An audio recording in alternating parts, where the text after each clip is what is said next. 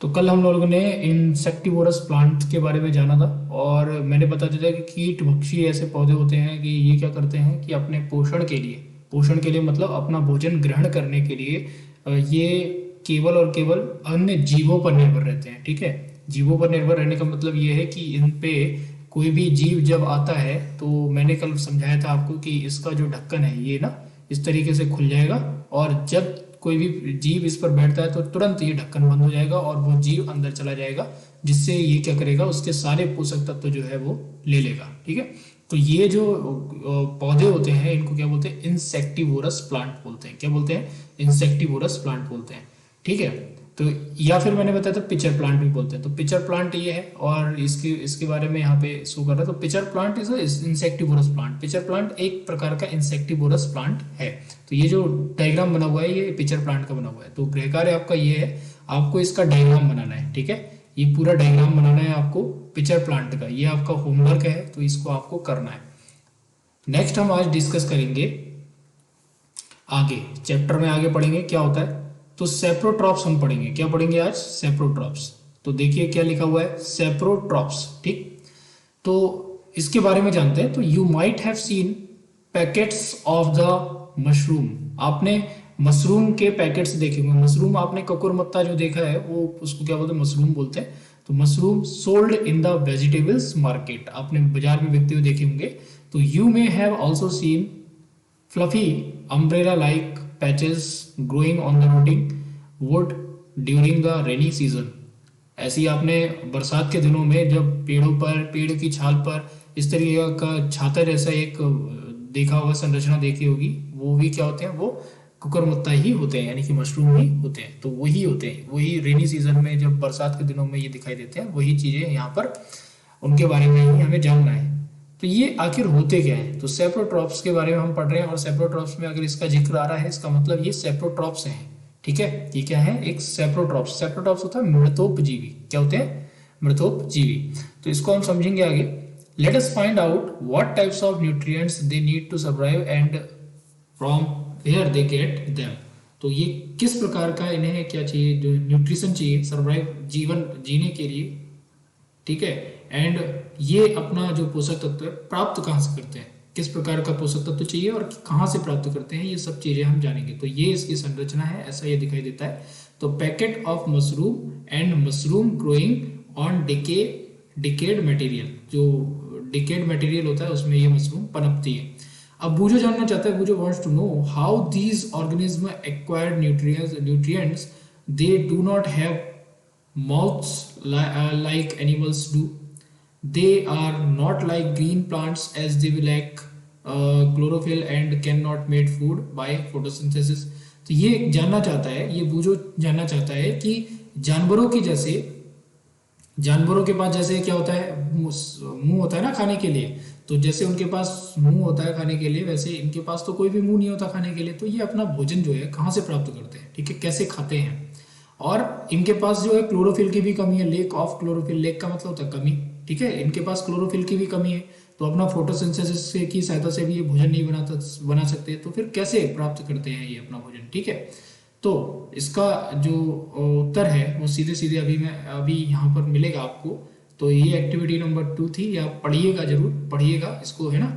तो यहाँ पे आप, उससे पहले एक चीज और है, इसको आप समझिए क्या है। ये आप फोटो जो देख रहे हैं ये क्या है? फंगी है, यानी कि फंगी मतलब जो कवक होती है, सफेदी जो आ जाती है। आप देखा होगा कि कभी कभी रोटी पर या फिर ब्रेड पर सफेद सफेद क्या लेयर एक जम जाती है, परत जम जाती है, तो उसको क्या बोलते हैं? फंगी बोलते हैं, या फंगस बोलते हैं, या फिर कवक बोलते हैं हिंदी में।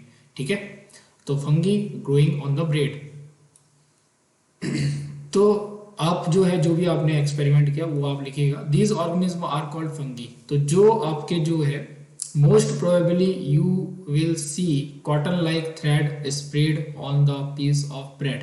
आपने कई बार देखा होगा कॉटन लाइक, यानी कि रुई के रेशों की तरह ऊपर ऊपर ब्रेड पर लगे जो एक लेयर जम जाती है, उसको हम क्या बोलते हैं? फंगी बोलते हैं। क्या बोलते हैं? These organism are called fungi. Organism शब्द का प्रयोग इसलिए हो रहा है क्योंकि ये क्या होते हैं? जीव होते हैं। ठीक है, ऑर्गेनिज्म। ठीक, they have different mode of nutrition. इनका जो न्यूट्रिशन लेने का तरीका है वो अलग होता है, अलग मोड में होता है, अलग मेथड में होता है, अलग विधि द्वारा ये न्यूट्रिशन लेते हैं। They secrete they secrete digestive juices on the dead and decaying matter and convert it into solution। तो ये क्या करते हैं, ये जो मृत जीव होते हैं, है ना, मरे हुए जो सड़े गले जीव होते हैं, है ना, पदार्थ होते हैं, उनसे क्या करते हैं, अपना पोषण प्राप्त करते हैं। डेड एंड डिकेइंग मैटर, जो सड़े गले पदार्थ होते हैं, मरे हुए और क्षयित पदार्थ होते हैं, उनसे उनको क्या करते हैं, कन्वर्ट करते हैं सॉल्यूशन में और उसको ग्रहण करते हैं। Then they absorb the nutrients from it, और फिर इससे पोषक तत्व प्राप्त करते हैं।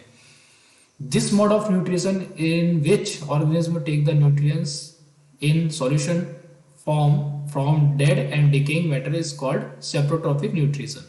तो इस तरीके को हम क्या कहते हैं, जिसमें जिसमें जो पौधे होते हैं, जीव होते हैं, जो सड़े गले पौधों से, सड़े गले पदार्थों से अपना पोषक तत्व प्राप्त करते हैं, उन्हें हम क्या बोलते हैं, सेप्रोट्रॉपिक न्यूट्रिशन बोलते हैं। ऐसी न्यूट्रिशन को सेप्रोट्रॉपिक न्यूट्रिशन बोलते हैं, और जो इस प्रकार का न्यूट्रिशन प्राप्त करते हैं उनको हम सेप्रोट्रॉप्स बोलते हैं।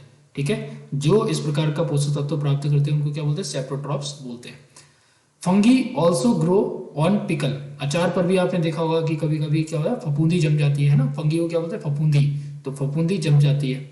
एंड लेदर यानी कि चमड़ा, क्लॉथ्स कपड़े पर भी, और other articles that are left into hot and humid weather for long time. अगर किसी को भी अगर लंबे समय के लिए किसी गर्म और आर्द्रता वाले क्षेत्र में रखा जाए तो उस पर ये प्रक्रिया देखने को मिल जाती है, ये फफूंदी देखने को मिल जाती है। Now Paheli is keen to know is knee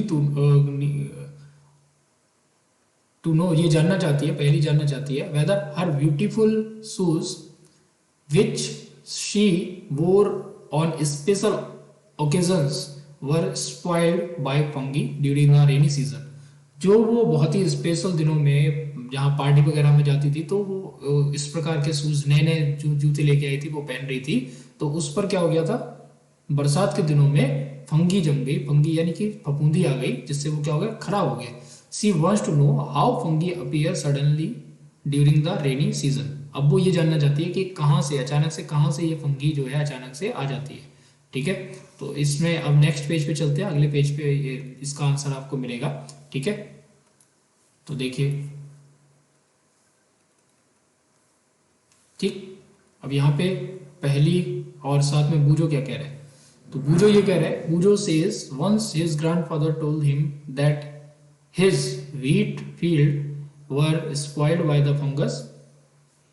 He wants to know if fungi cause disease also।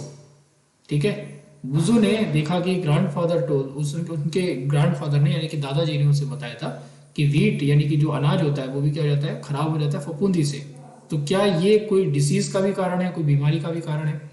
ठीक है, Paheli told him that many fungi like yeast and mushroom are useful. बहुत सारे जो ऐसे फंगी होते हैं वो यूजफुल भी होते हैं, जैसे कि ईस्ट है, ईस्ट क्या है, एक फंगी है, वो हमारे लिए लाभदायक है। ठीक है, ऐसी मशरूम है, वो भी हमारे लिए यूजफुल है। But some fungi cause disease in plants, but कुछ ऐसे फंगी होते हैं जो कि क्या करते हैं, पौधे में बीमारी उत्पन्न करते हैं।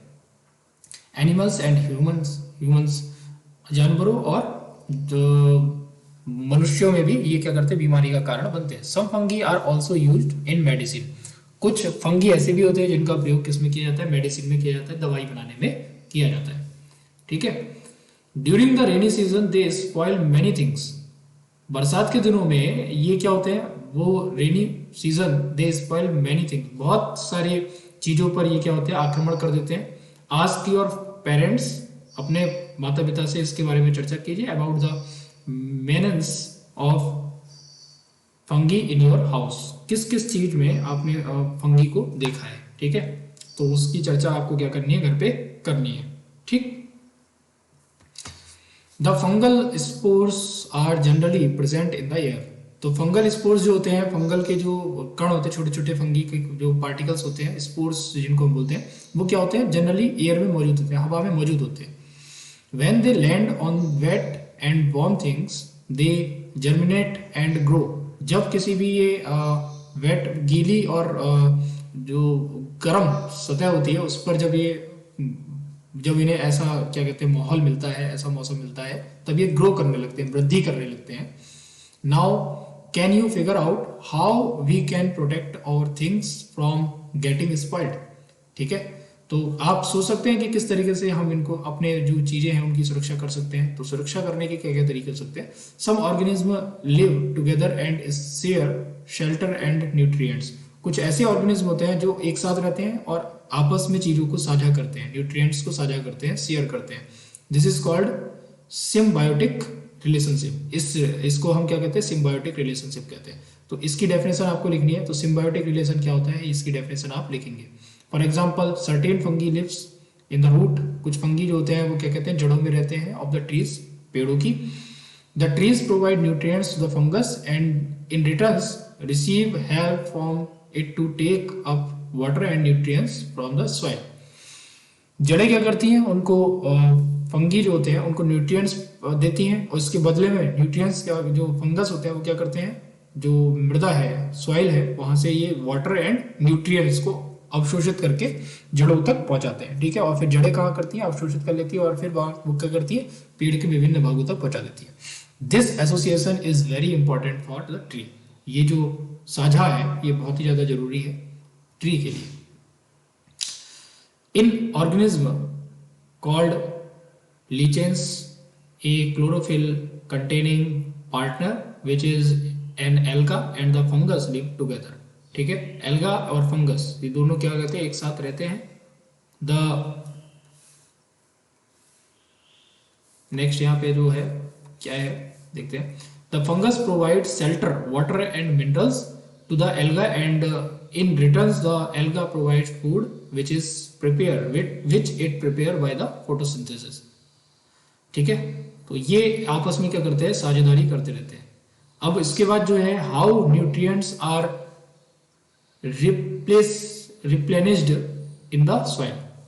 तो न्यूट्रिएंट्स जो है वो किस तरीके से रिप्लेनिश्ड होते हैं मिट्टी के अंदर, मृदा के अंदर, तो ये हम जानेंगे, बट इसको हम कल जानेंगे। ठीक है, कल हम इसको पढ़ेंगे। लेकिन जो आज का आपका होमवर्क है, एक तो मैंने क्या बताया, मैंने कहा कि एक तो आपको क्या करना है? डायग्राम बनाना है। ठीक है, इसका जो डायग्राम बनाना है वो आपको बनाना था जो पिचर प्लांट होते हैं। ठीक है, आपको डायग्राम बनाना है पिचर प्लांट का। तो यहाँ पे मैं लिख देता हूँ, पिचर प्लांट का डायग्राम बनाएंगे आप। ठीक है, पिचर प्लांट का डायग्राम बनाएंगे, या लिख देता हूँ चित्र बनाना है। ठीक है, और दूसरा आपको क्या करना है? आपको सेप्रोट्रॉप्स की डेफिनेशन लिखनी है। ठीक है, सेप्रोट्रॉप्स किसे कहते हैं? व्हाट इज सेप्रोट्रॉप्स, या what do you understand by saprotrophs, ऐसे लिख लीजिए। What do you understand by saprotrophs?